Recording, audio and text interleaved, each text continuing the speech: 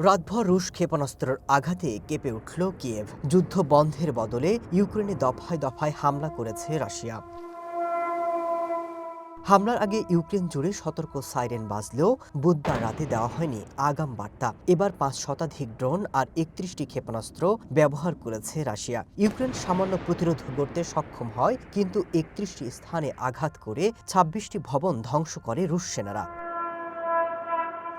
গভীর রাতে বাংকারে আশ্রয় নেন কিয়েভবাসী। তবে ভোরের আলো ফুটতেই স্পষ্ট হতে থাকে ক্ষয়ক্ষতির চিত্র। শিশুসহ অন্তত ১৪ জন নিহত এবং ৩৮ জন আহত হবার তথ্য দিয়েছে ইউক্রেন। রাশিয়া শুধু কয়েকটি শহর নয়, তারা পুরো দেশ দখলে নিতে চায়। এসব আঘাত দিনের পর দিন ধরে চলছে, বরং সময়ের ব্যবধানে আরও জোরালো হচ্ছে। হামলার ঘটনায় ক্ষোভ জানিয়েছেন জেলেনস্কি।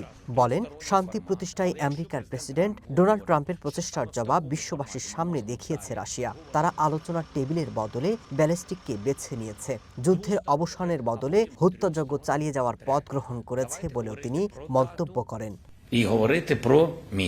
যুদ্ধ থামাতে আমেরিকার নেতৃত্বে কূটনৈতিক প্রচেষ্টা চললেও সম্প্রতি ইউক্রেনের গভীরে রুশ সেনারা ঢুকে পড়ার কথা স্বীকার করেছে কিয়েভ। তবে থেমে নেই ইউক্রেনও, বরং রুশ ভূখণ্ডে গেল কয়দিনে গুরুত্বপূর্ণ স্থাপনায় আঘাত করেছে। সেই সাথে ইউরোপের সহায়তার আশায় গুনছে দিন। ইউক্রেন যুদ্ধ থামানোর চেষ্টায় আমেরিকার প্রেসিডেন্ট ডোনাল্ড ট্রাম্প পুতিনের সাথে বৈঠক করেও খুব একটা অগ্রগতি নেই বলে মনে করছেন কিয়েভবাসী। Masud Rana, one international desk.